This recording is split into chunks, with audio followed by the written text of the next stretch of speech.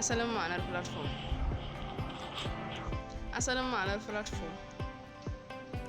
Platform wata hanya ce da za ta baka damar samun kuɗi online. Amma kuwa ta yaya za ka samu wannan kuɗin online platform? Hanya ce mai matuƙar sauƙi, ku biyo mu yadda ake samu. Ta hanyar amfani da wayarka ta hannu. Wayarka ta hannu a nan gurin za ka daddanna ka samu abin da za ka samu a cikin platform. Za a turo maka da link ɗin platform, sannan ka shiga, in Allah yadda ka samu abin da kake bukata. Tambayoyi da amsoshi akan platform. Tambaya ta farko: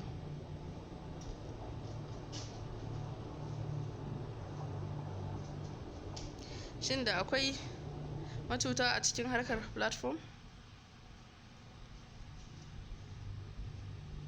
Amsoshi shine tabbas akwai macuta platform, saboda akwai masu bude platform na jabi wanda za su sa mutane su saka kuɗi a ciki sannan su gudu.